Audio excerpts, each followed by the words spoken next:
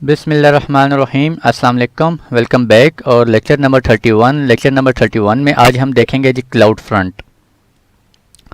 तो चलते हैं क्लाउड फ्रंट अगर आप नाम से देखें तो आपको यही जाहिर हो रहा है, लग रहा होगा कि यार क्लाउड पे कोई फ्रंट पे कोई चीज़ पड़ी हुई है। ठीक है जी, और है भी इसी तरह जी। Amazon CloudFront is a web service that speeds up distribution of your static and dynamic web content। अब होता क्या है, बेसिकली जब हम क्लाउड पे काम कर रहे हैं तो क्लाउड पे काम करते हुए हम लोग क्या करते हैं, हम लोग हमारी प्रेफरेंस यही होती है कि हम लोग क्लाउड काफ़ी जगह, क्लाउड की जो अवेलेबिलिटी रीजन्स हैं, अवेलेबिलिटी जोन्स हैं, वो काफ़ी जगह पे लोकेट करते हैं। ठीक है, तो हमारी कोशिश यही होती है कि हम जो हमारे जो रिसोर्सेज हैं वो हमें सबसे करीब, जहाँ से हमें कम लेटेंसी मिल रही हो, वहाँ पे पड़े हुए हों। ठीक है, उसके बाद अगर आपका कोई ऐसा स्टैटिक या कोई डायनामिक वेब कंटेंट है, कोई वेबसाइट है या कोई और लोड बैलेंसर है जिसको पब्लिक एक्सेस करते हैं, इंटरनेट से लोग एक्सेस करते हैं। ठीक है जी, हमने तो अपने एडमिनिस्ट्रेशन के लिए तो हमने, फॉर एग्जांपल मैं पाकिस्तान में बैठा हूं, तो मैं क्या करूंगा, मेरे पाकिस्तान में अगर कोई डाटा सेंटर है तो मैं उस डाटा सेंटर में अपने सारे रिसोर्सेज प्लेस करूंगा। ठीक है, ताकि मुझे लो लेटेंसी के साथ वो अवेलेबल हों। लेकिन फॉर एग्जांपल मैंने कोई वेबसाइट उसके ऊपर प्लेस कर दी है, कोई स्टैटिक या डायनामिक वेबसाइट प्लेस कर दी है। अब फॉर एग्जांपल कोई यूज़र है, वो अमेरिका से या नॉर्थ कोरिया से, साउथ अफ्रीका से या ऑस्ट्रेलिया वगैरह से कहीं से एक्सेस कर रहा है, तो मुझे तो वो एक्सेसिबल होगी पाकिस्तान से। लेकिन अगर वो किसी और लोकेशन से, फॉर लोकेशन से एक्सेस कर रहे हैं, तो उसको एक्सेस करने में थोड़ा सा लेटेंसी क्या होगी, हाई होगी। ठीक है, उसे थोड़ा सा वो स्लो रिस्पॉन्स मिल रहा होगा। तो हम लोग क्या करते हैं, क्लाउड फ्रंट की सर्विस यूज़ करते हैं। क्लाउड फ्रंट की सर्विस बेसिकली करती क्या है, हम एक ओरिजिन जो है वो सिलेक्ट करते हैं। उस ओरिजिन के अंदर हम लोग क्या कर देते हैं, अपना स्टैटिक या डायनामिक जो भी हमारा वेब कंटेंट है वो उसके अंदर प्लेस कर देते हैं एक ओरिजिन में। ठीक है जी, उसके बाद हमारे पास अमेजोन ने एक और हमें ऑप्शन दिया हुआ है, edge locations. Edge locations worldwide available हैं अमेजोन के। ठीक है जी, तो हम लोग क्या करते हैं, ओरिजिन के अंदर जितना भी हमारे पास जो कंटेंट है वो हम एज लोकेशंस पे क्या कर देते हैं, फॉरवर्ड कर देते हैं। एज लोकेशंस पे क्या पड़ा होता है, कैशे पड़ा होता है हमारे पास, जो भी हमारी वेबसाइट होगी फॉर एग्जांपल।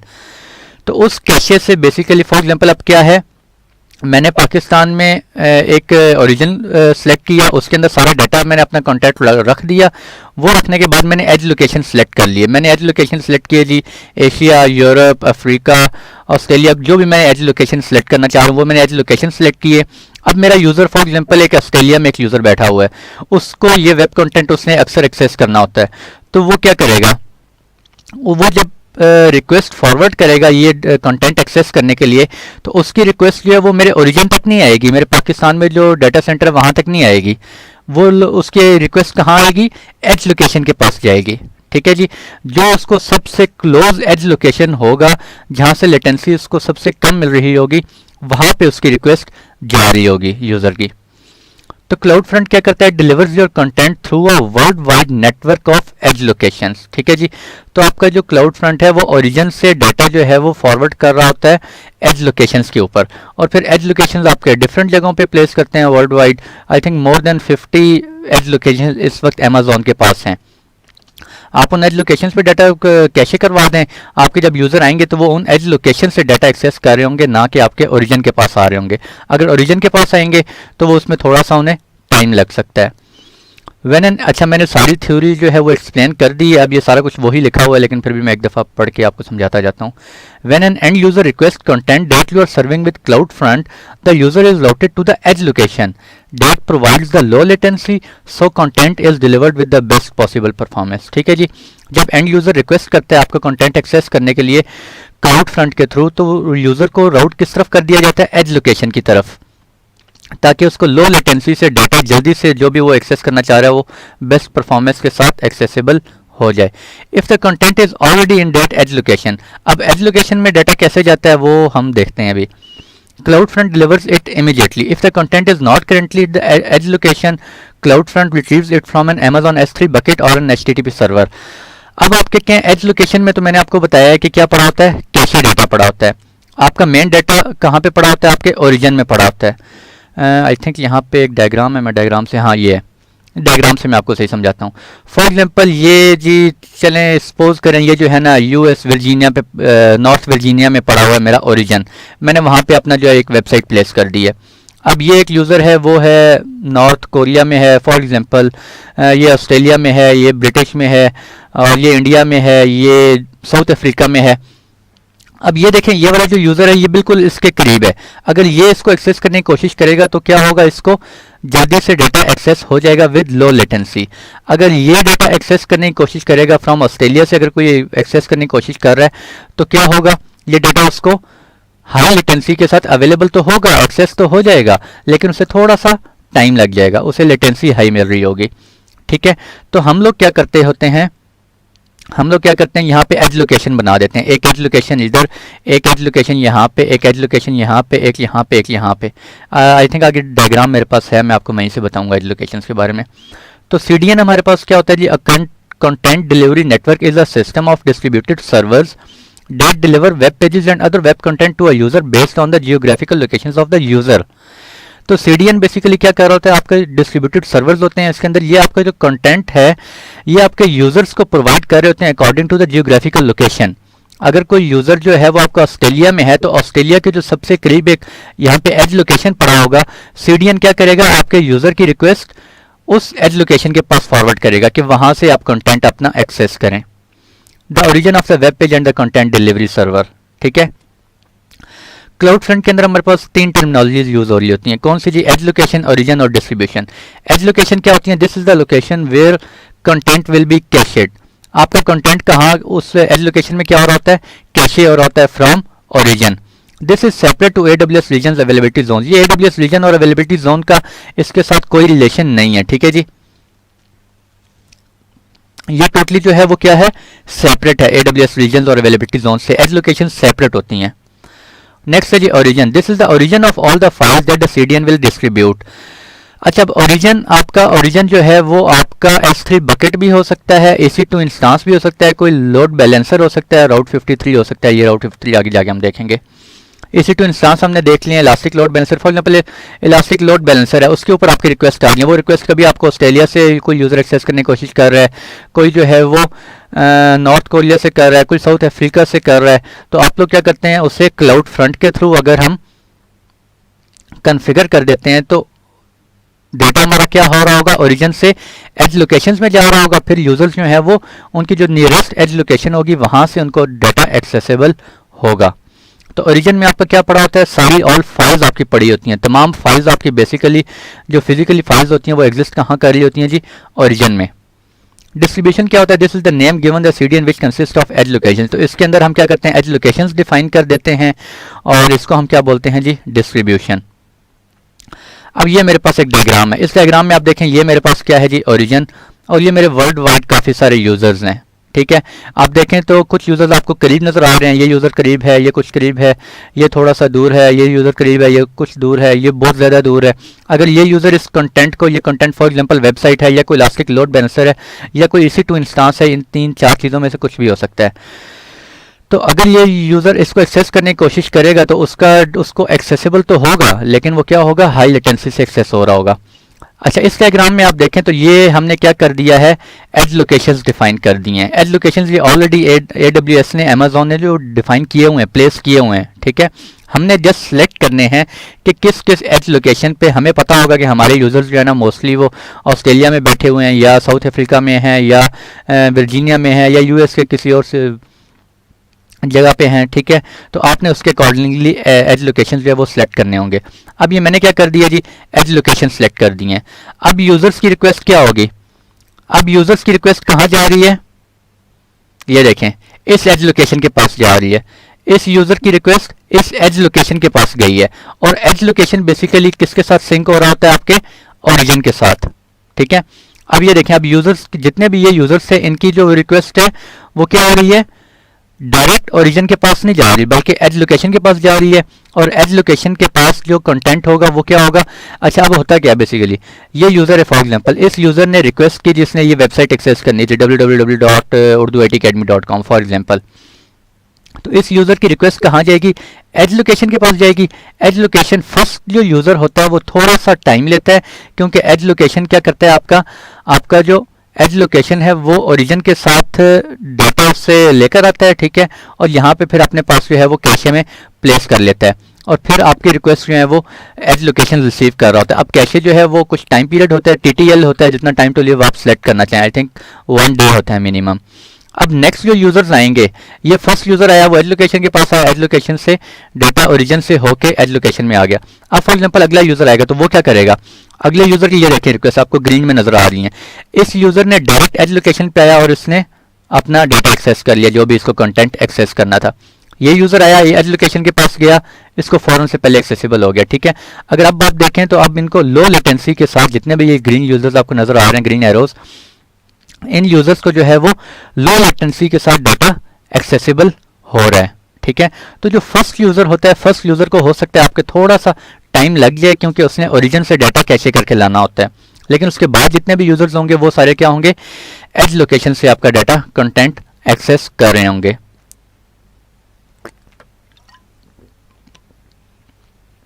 ठीक है, तो नेक्स्ट देखते हैं जी CloudFront. Amazon CloudFront can be used to deliver your entire website, including dynamic, static, streaming and interactive content using a global network of edge locations. तो इसमें आप पूरी की पूरी वेबसाइट्स जो हैं, या कोई वेबसाइट डायनामिक हैं या स्टैटिक हैं या कोई स्ट्रीमिंग वीडियोस आप करना चाह रहे हैं, वो भी आप एक्सेस करवा सकते हैं अपने यूजर्स को via edge locations. Request for your content are automatically routed to the nearest edge location, ठीक है जी। So the content is delivered with the best possible performance, बता दिया आपको काफ़ी दफ़ा। डिलीवरी मेथड्स फॉर कंटेंट, अच्छा 2 तरह से आप करवा सकते हैं जी, वेब और आरटीएमपी। वेब में क्या होता है, स्पीड अप डिस्ट्रीब्यूशन, स्टैटिक और डायनेमिक, ठीक है। Distributed media file using HTTP और एचटीटीपीएस दोनों से करवा सकते हैं। अभी आगे जाके देखते हैं। ऐड ऑब्जेक्ट और delete object, submit data from web forms. अच्छा आप ये भी कर सकते हैं, फॉर एग्जाम्पल कोई वेबसाइट है, उसके ऊपर कुछ यूजर्स ने अपना लॉगिन वगैरह करना होता है या account sign up sign in करने होते हैं, उस पर कुछ इन्फॉर्मेशन अपलोड करनी होती है, तो आप क्या करेंगे, अब ये यूजर्स तो उनको डाटा जो है, ये यूजर जो है इनको यहाँ से एज लोकेशन से एक्सेसिबल है, तो आप एज लोकेशन के ऊपर अपना डाटा अपलोड कर सकते हैं, ठीक है। फिर एज लोकेशन की रिस्पॉन्सिबिलिटी है, वो खुद से जो है वो डाटा क्या करेगा, ओरिजिन में जाके सिंक कर रहा होगा, ठीक है। तो ये नहीं है कि आपने अगर डाटा अपलोड करना है तो वो डायरेक्ट आपको ओरिजिन पे जाना पड़ेगा, आप एज लोकेशन के थ्रू भी डाटा ऐड और डिलीट और अपडेट वगैरह कर सकते हैं। You store your files in an origin. अब आपका ओरिजिन क्या होता है जी, ओरिजिन में आपका S3 बकेट भी हो सकता है। हम बकेट, आई थिंक मैंने आपको S3 बकेट के अंदर वो स्टैटिक वेबसाइट होस्टिंग आया, हाँ मुझे याद आ गया, S3 स्टैटिक वेबसाइट होस्टिंग मैंने आप लोगों को बताया हुआ था किस तरह से करते हैं। तो S3 बकेट के अंदर आपको डाटा अपना प्लेस कर देते हैं, वो आप कर सकते हैं, या कोई वेब सर्वर आप करना चाह रहे हैं ओरिजिन में, वो सेटअप कर सकते हैं। After you create the distribution you can add more origin to the distribution, आप एक से ज़्यादा ओरिजिन भी रख सकते हैं। Create an RTMP distribution to speed up distribution of your streaming media. अगर आपका कोई स्ट्रीमिंग मीडिया है जो कि एडोब फ्लैश प्रोटोकॉल्स में यूज़ हो रहा होता है, तो आप कौन सा यूज़ करेंगे, RTMP डिलीवरी मेथड यूज़ करेंगे, ठीक है जी। इसमें होता है कि basically it allows an end user to begin playing a media file before the file has finish downloading. जब आपका यूज़र जो है वो इस मीडिया फाइल को एक्सेस करता है, तो वो ये नहीं है कि जब तक वो पूरी फाइल डाउनलोड नहीं होगी तब तक वो नहीं चलेगी, वो फाइल आपका चलना स्टार्ट हो जाती है, ठीक है, जैसे जैसे वो कैशे में आती जाती है। Edge locations are not just read only, you can write to them as well, that is put an object to them as well, ठीक है जी। आप एज लोकेशंस के अंदर डाटा जो है वो रीड सिर्फ नहीं कर सकते बल्कि राइट भी कर सकते हैं। Objects are cached for the life of TTL, time to live. तो टाइम टू लिव ये देखते हैं वहीं पे जाके कितना टाइम टू लिव होता है। टाइम टू लिव आप लोगों को पता होगा अच्छी तरह से। AWS free usage tier as a part of this you can get started with Amazon CloudFront for free, ठीक है जी, कोई चार्जेस नहीं है। अपॉन साइन अप, जब आप साइन अप करते हैं तो new customers can receive up to 50 GB data transfer out and 20 lakh HTTP and HTTPS request each month for 1 year, ठीक है। एक महीने में आपके पास कितनी रिक्वेस्ट जो है वो फ्री होती हैं, 20 लाख तक रिक्वेस्ट, यानी कि आपके पास आपके कोई यूजर्स हैं वो इसको एक्सेस करते हैं, तो इतनी रिक्वेस्ट जब तक उसके ऊपर नहीं आती आपके पास वो क्या होते हैं, फ्री होते हैं। फर्दर आप प्राइसिंग देखना चाहते हैं, आप इस लिंक पे जाके देख लें, बड़ी डिटेल से सारा कुछ लिखा हुआ है। मैं आप लोगों को काफ़ी दफ़ा बता चुका हूँ प्राइसिंग वगैरह कैसे देखते हैं। एज लोकेशंस आप देखना चाह रहे हैं, आप इस वेबसाइट पे एक्सेस करें, आपको एज लोकेशन शो हो जाएंगे कि एज लोकेशंस हमारे पास कहाँ कहाँ पे पड़े हुए हैं। तो अभी चलते हैं जी लैब की तरफ, थोड़ा सा लैब को ओवरव्यू करते हैं। साइन इन कर लेता हूँ मैं।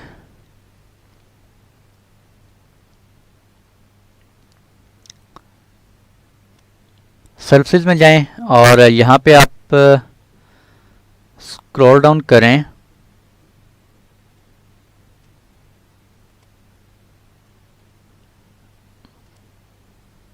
और जब आप ये स्क्रॉल डाउन करेंगे यहाँ पे नीचे नेटवर्किंग एंड कंटेंट डिलीवरी, ये देखें जी नेटवर्किंग एंड कंटेंट डिलीवरी, यहाँ पे आपको शो हो रहा है ये क्लाउड फ्रंट। ये क्लाउड फ्रंट जो है पहले वो स्टोरेज में होता था, ठीक है, लेकिन अभी उन्होंने जो है वो निकाल के इसको नेटवर्क एंड कंटेंट डिलीवरी में ऐड कर दिया। तो कंटेंट इसमें क्लाउड फ्रंट में आप आ गए। क्लाउड फ्रंट में आने के बाद आप सबसे पहले काम क्या करेंगे जी, यहाँ पे आप डिस्ट्रीब्यूशन क्रिएट करेंगे। डिस्ट्रीब्यूशन में आपने डिफ़ाइन करना है कि वो उसकी सारी सेटिंग्स वगैरह आप डिफ़ाइन करेंगे। तो ये देखेंगे हमारे पास दो तरह के तरीके हैं, एक वेब और एक RTMP, ठीक है। तो हम आज के लेक्चर में किसको देखते हैं जी, वेब को। ये सारी चीज़ें मैंने आप लोगों को बता दी हैं, आई थिंक मैंने स्लाइड में लिखी हुई थी। कोई आप ये वेबसाइट्स हैं आपकी .html में हो सकती हैं, .css, .php ग्राफिक फाइल्स हैं, कोई HTTP के थ्रू करवाना चाह रहे हैं, HTTPS के थ्रू, वेब फॉर्म्स कोई ऐड डिलीट अपडेट करना चाह रहे हैं वो आप कर सकते हैं, लाइव स्ट्रीमिंग इसमें भी कर सकते हैं, ठीक है। और इसमें करेंगे तो एडोब फ्लैश प्लेयर उसके लिए चाहिए होगा आपको। तो वेब की तरफ चलते हैं जी और ये देखें ओरिजिन सेटिंग। सबसे पहले आपने क्या डिफाइन करना है यहाँ पे, ओरिजिन डोमेन नेम। ओरिजिन आपका डोमेन, ओरिजिन कौन सा ओरिजिन है आपका, यानी कि कोई अमेजोन, ये देखिए इसने खुद सेलेक्ट किया, ये मैंने ऐड नहीं किया, ठीक है। फर्दर आप कोई भी इन्फॉर्मेशन अगर डिटेल से पढ़ना चाह रहे हैं तो आप क्या करें, यहाँ पे क्लिक करें, ये देखें कर्सर यहाँ पे रखें और क्लिक करें, ये आपको डिटेल में सारी इन्फॉर्मेशन आगे आ रही है। ओरिजिन नेम क्या होता है, ठीक है, ओरिजिन पाथ क्या होता है, ये आप सारा डिटेल से देख सकते हैं। तो ओरिजिन डोमेन अभी इस वक्त क्या है हमारे पास जी, AWS S3 लेक्चर्स हैं। आई थिंक इसको नहीं करते, मैं क्या करता हूँ एक और S3 बकेट में जाके एक और फोल्डर क्रिएट कर लेते हैं। S3 में जाते हैं, एक्चुअली उसके अंदर कुछ लेक्चर्स पड़े हुए हैं AWS के और वो मैं अभी आप लोगों को शो नहीं करवाना चाह रहा। तो क्रिएट बकेट करते हैं जी और बकेट में हम कह देते हैं UITA कह देते हैं, नेक्स्ट नेक्स्ट नेक्स्ट नेक्स्ट। और इस बकेट के अंदर हम क्या करते हैं, कुछ कंटेंट अपलोड कर देते हैं।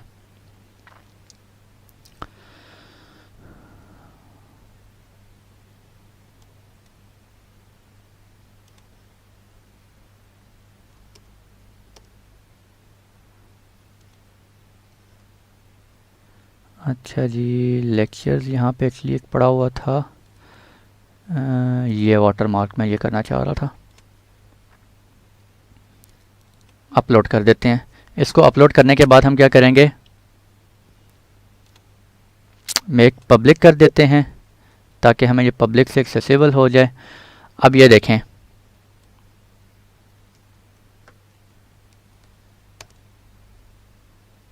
ये देखें जी, ये मुझे एक्सेस हो रहा है, बिल्कुल हो रहा है, वाटर मार्क ये आप देख सकते हैं। अब मैं क्या करूँगा, ये मैंने एक ओरिजिन में सिलेक्ट कर देना है, एक ओरिजिन के अंदर प्लेस कर देना है इसको।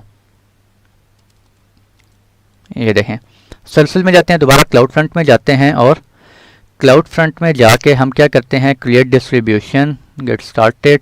और ये देखें ओरिजिन डोमेन नेम यहाँ पे आपको ये देखें ऑटोमेटिक शो होना शुरू हो गया, uita.s3.amazon.com, ये आपका ओरिजिन है। मैं कहता हूँ यार इस बकेट के अंदर जो कुछ भी पड़ा हुआ है मैंने वो डाटा जो है वो मैंने क्या करवाना है, एक्सेस करवाना है अपने यूज़र्स को वाया एज लोकेशंस। ठीक हो गया, मैं इसको सेट करवा देता हूँ। अगर आप कुछ और सेट करना चाह रहे हैं, फॉर एग्जांपल कुछ सर्वर वगैरह करना चाह रहे हैं, कोई EC2 लोड बैलेंसर करना चाह रहे हैं, आप वो कर सकते हैं। और अभी मेरे पास कोई आई थिंक EC2 बना हुआ नहीं है, इस वजह से वो यहाँ पे शो नहीं कर रहा। ओरिजिन पाथ यहाँ पे आप इसके अंदर आपके जो बकेट क्रिएट की, अगर उस बकेट के अंदर फर्दर कोई आप फोल्डर को करवाना चाह रहे हैं तो आप यहाँ पे वो फोल्डर सेलेक्ट कर सकते हैं। मेरे पास अभी डायरेक्ट बकेट इसके अंदर डाटा है, उसी करवाना चाह रहा हूँ। ओरिजिन ID आपकी ये ऑटोमेटिकली सिलेक्ट हो जाएगी S3 और उसके बाद आपके bucket name. Restrict bucket access आप रिस्ट्रिक्ट करना चाह रहे हैं क्योंकि बकेट को एक्सेस ना कर सके तो आप कर सकते हैं येस, अदरवाइज नो करना चाह रहे हैं नो कर लें। मैं येस कर देता हूँ यार बकेट को कोई एक्सेस ना कर सके, बकेट के अंदर कोई डाटा है तो वो बेशक एक्सेसिबल होता रहे। ओरिजिन एक्सेस आइडेंटिटी ये भी अच्छा, इसके अंदर बहुत सारे ऑप्शंस हैं, वो ऑप्शन सारे इस कोर्स में इंक्लूडेड नहीं है। कुछ बेसिक इसमें हमने देखना है, वो मैं आपको बताऊंगा। फर्दर जो है वो हम सिस ओप्स का जी सर्टिफिकेशन, अगर वो मैंने आप लोगों को इंशाल्लाह पढ़ाई तो उसमें मैं आपको डिटेल से बताऊंगा। एक्सेस आइडेंटिटी जो है वो हम क्रिएट कर लेते हैं जी, ठीक है। Grant read permissions on bucket चलें इसको भी यस कर लेते हैं। अपडेट बकेट पॉलिसी अपडेट कर ले वो ऑटोमेटिकली खुद से। और कस्टमर हेडर्स इसको आप रहने दें फ़िलहाल। ये पाथ पैटर्न क्या होता है जी, हमारे पास स्टैटिक लिखा हुआ है। स्टैटिक मींस इस बकेट के अंदर कोई भी फाइल्स हैं, आइदर डॉट जेपीजी हैं, डॉट पीडीएफ हैं, डॉट कुछ भी डॉट की फाइल्स हैं, वो सब क्या हो जाएंगी, एक्सेसिबल हो जाएंगी। व्यूअर प्रोटोकॉल आप कौन सा करना चाह रहे हैं कि एचटीटीपी के थ्रू करें या एचटीटीपीएस, दोनों के थ्रू करें, या रीडायरेक्ट एचटीटीपी कोई रिक्वेस्ट आती है तो एचटीटीपीएस पे कर दें, या सिर्फ एचटीटीपीएस ओनली करना चाह रहे हैं, what ever you want you can do. ठीक है जी। अच्छा, एचटीटीपीएस करेंगे तो उसके लिए आपको क्या करना पड़ेगा, if you wish to redirect this please select the redirect. अच्छा, पहले ये रीडायरेक्ट आपको करना पड़ेगा। ठीक है।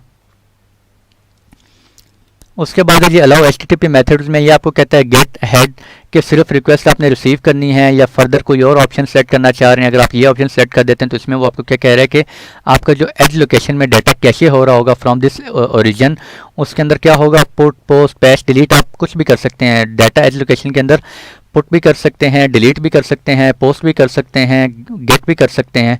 ठीक है, सारा कुछ कर सकते हैं आप।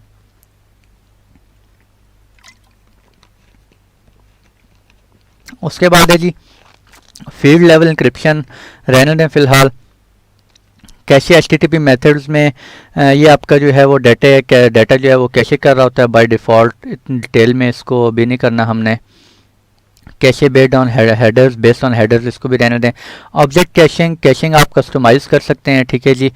ऑब्जेक्ट कैशिंग आप कितने टाइम के लिए करना चाह रहे हैं, मिनिमम टीटीएल, डिफ़ॉल्ट कितना होता है, मैक्सिमम ये आप करना चाह रहे हैं। मैं कहता हूँ जी डिफ़ॉल्ट ही जाने दें। डिफ़ॉल्ट में वो कितना है, डिफ़ॉल्ट कितना है, 86400। आई थिंक ये 1 डे बनता है मेरे ख्याल में, कैलकुलेट कर लें भैया।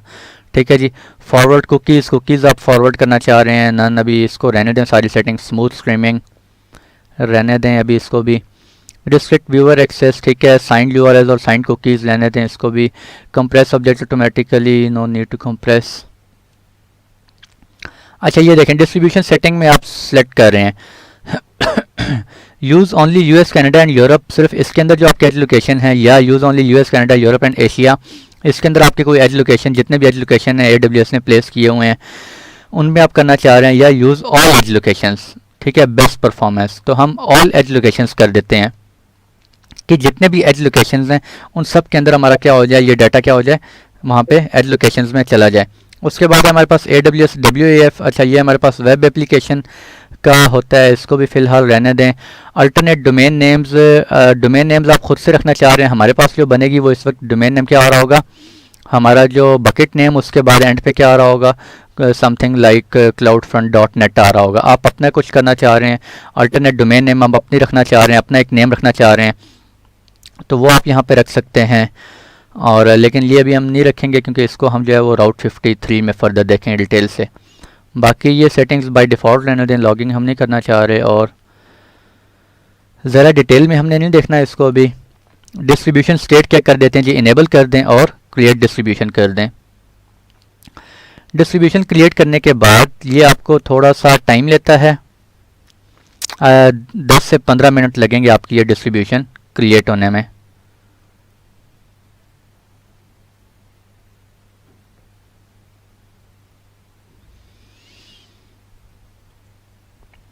अच्छा, ये आ गया हमारे पास, और ये आप देख सकते हैं ये हमारे पास डिलीवरी मेथड क्या है जी, वेब है, और डोमेन ये देखें, ये हमारे पास वो डोमेन नेम जो हमने अभी खुद से सिलेक्ट नहीं किया, ये ऑटो जनरेट हुआ है। ये डोमेन नेम सिलेक्ट हुआ है, ये यूज़र फ्रेंडली नहीं है, थोड़ा सा नहीं बल्कि अच्छा खासा नहीं है। और ये जब हमारे यूज़र्स ने डाटा एक्सेस करना होगा, अभी थोड़ी देर पहले आपने देखा था मैंने किस लिंक से एक्सेस किया था, उसको इस लिंक से एक्सेस किया था। ठीक है, लेकिन अभी हम किस से एक्सेस करेंगे, अब हम उसको इस लिंक से एक्सेस करेंगे। अब हम अपने यूज़र्स को ये वाला डाटा देंगे। अगर हम डोमेन नेम खुद से रखना चाहते तो हमें राउट 53 में जाके कुछ सेटिंग्स करनी पड़ती। वहाँ पे जाके हमें यहाँ पे इस ये जो ऑटो जनरेटेड न्यूमेरिकल फिगर्स कुछ क्रिएट हुए हैं, इनकी जगह हम खुद से फॉर एग्जांपल सेलेक्ट कर रहे होते abc.cloudfront.net, या खुद अपनी मर्ज़ी से कुछ भी सिलेक्ट कर रहे होते। तो अभी हम जो है वो इस URL से जो है वो डाटा एक्सेस कर रहे होंगे। फर्दर आप यहाँ पे देख सकते हैं, मैं इसको स्क्रीन को थोड़ा सा बड़ा करता हूँ, और ये आप देख सकते हैं ये क्या जी हमारे पास कॉमन है, आई थिंक कमेंट हमने नहीं दिए। ओरिजिन हमारे पास क्या है, ये ओरिजिन है। ओरिजिन हमारे पास कहाँ पे है, uid.s3.amazon.aws, ये ओरिजिन है। यानी कि ओरिजिन हम क्या यूज़ कर रहे हैं, कोई S3 बकेट यूज़ कर रहे हैं। अगर आप इलास्टिक लोड बैलेंसर यूज़ कर रहे हो तो यहाँ पे इलास्टिक लोड बैलेंसर से रिलेटेड ओरिजिन आ रहा होना था। ठीक है, ये आपके पास सी नेम अभी हमने यूज़ नहीं किया। स्टेटस स्कैन प्रोग्रेस है। ठीक है, ये 10 से 15 मिनट लेता है इनेबल होने में, तो अगर ये ना हुआ तो मैं वीडियो पॉज करनी पड़ेगी मुझे। स्टेट इनेबल्ड है। और लास्ट मॉडिफाई कब हुआ है जी, अभी मॉडिफाई हुआ है। ये आज क्या है, 9/4। और इसके अलावा आप डिस्ट्रीब्यूशन सेटिंग्स देखना चाह रहे हैं, डिस्ट्रीब्यूशन सेटिंग्स में जाएं।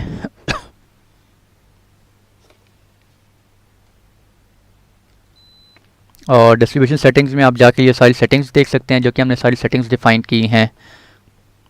ये वही सेटिंग्स हैं जो अभी हमने डिफ़ाइन की हैं। ओरिजिन आप देख सकते हैं, क्रिएट ओरिजिन क्रिएट करना चाह रहे हैं, एडिट करना चाह रहे हैं, यहाँ से आप एडिट करें। फर्दर ओरिजिन आप एक से ज़्यादा ओरिजिन रख सकते हैं। ठीक है जी। बिहेवियर में जाके आप देख सकते हैं HTTP है, HTTP है, HTTPS है, वॉटेवर जो भी आपने सेटिंग्स वगैरह रखी हैं। कोई एरर पेजेस आप रखना चाह रहे हैं, वो आप एरर पेजेस यहाँ पे क्रिएट कर सकते हैं कि अगर आपका वो लिंक जो है वो डाउन हो जाए तो आपको इन एरर पेजेस के थ्रू आप करवा सकते हैं कि ये एरर पेजेस आपको वो शो हो जाएंगे। फिर रिस्ट्रिक्शंस में, अच्छा ये बड़ा इंपॉर्टेंट है जी, जियो रिस्ट्रिक्शंस अगर हम इसको एडिट करते हैं तो ये आपको शो हो रहा होगा इनेबल जियो रिस्ट्रिक्शन, यस करें। यहाँ पे ये देखें वाइट लिस्ट और ब्लैक लिस्ट आ रहा है। अगर आप वाइट लिस्ट सेलेक्ट करते हैं तो यहाँ पे फिर आपका वो जो एज लोकेशंस हैं वो डिसेबल हो जाएंगे। फिर आप यहाँ से जिन रीजन्स को सिलेक्ट करेंगे और ऐड करेंगे, ये आपके रीजन्स क्या हो जाएंगे, वाइट लिस्ट हो जाएंगे। सिर्फ अगर इनके अंदर कोई एज लोकेशन पड़ा हुआ है तो आपका डाटा जो है वो सिर्फ इन एज लोकेशंस में क्या हो रहा होगा, कॉपी हो रहा होगा। ठीक है, अगर आप ब्लैक लिस्ट करना चाहते हैं कि इन रीजन्स में ना हो बाकी सब में हो, तो फिर आप क्या करेंगे,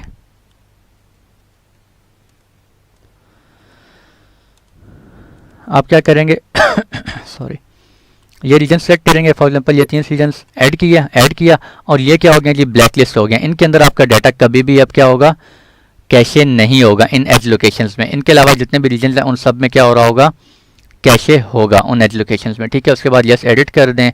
मैं भी फ़िलहाल नहीं करना चाह रहा। इनवैलिडेशंस फ़िलहाल रहने दें। टैगिंग आपको बताया हुआ है, आप टैगिंग करना चाह रहे हैं टैगिंग कर सकते हैं। और चलते हैं जी, देखते हैं डिस्ट्रीब्यूशन हमारा स्टिल इन प्रोग्रेस है या, अच्छा ये स्टिल इन प्रोग्रेस है। ये अभी हमने एक तो वो कर दी है, इसको ऑल एज लोकेशंस पे कर दी है, इस वजह से थोड़ा सा टाइम ले रहा है। और ये मैं आपको करके दिखा भी देता हूँ। This control C, next tab. अब ये देखें हमें यहाँ से एक्सेस नहीं होगा, लेकिन जब ये हमारा डिस्ट्रीब्यूशन जो है वो सेटअप हो जाएगी, कंप्लीट हो जाएगी, तो हम इसी लिंक से वो क्या कर रहे होंगे, अपना उस इमेज को एक्सेस कर रहे होंगे। ठीक है जी, तो थोड़ा सा टाइम ये लेगा। आई थिंक मुझे वीडियो जो है वो स्टॉप करनी पड़ेगी। मैं वीडियो जो है वो पॉज कर देता हूँ और जैसे ये कंप्लीट होता है तो मैं वापस आता हूँ। ठीक है जी,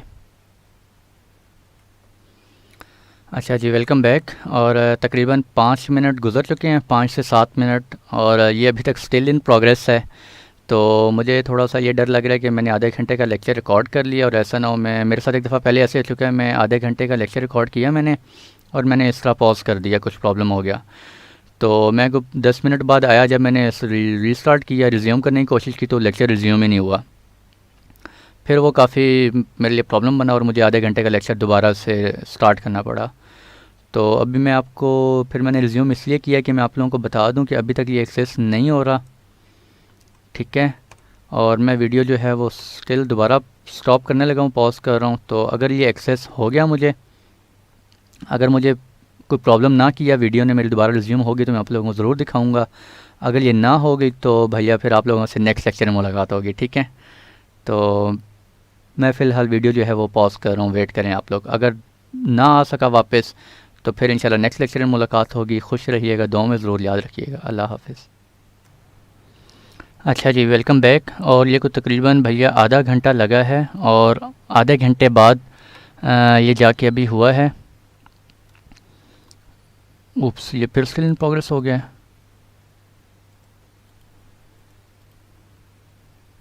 अच्छा, अभी ये एक्चुअली हो गया था, मैंने वो चेंजिंग की हैं कुछ,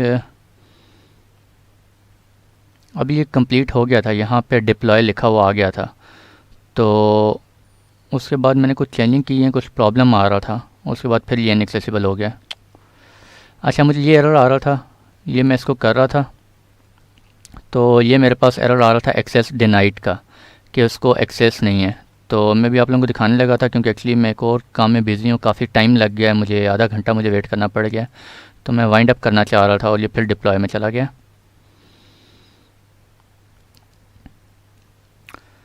उप्स, अच्छा ये एक्सेस हो गया था भैया। अभी मैं लेक्चर जो है वाइंड अप करने लगा हूँ यार, एक्चुअली मैं लेट हो रहा हूँ। तो ये मैं इंशाल्लाह आपको फिर नेक्स्ट लेक्चर में दोबारा दिखाऊंगा।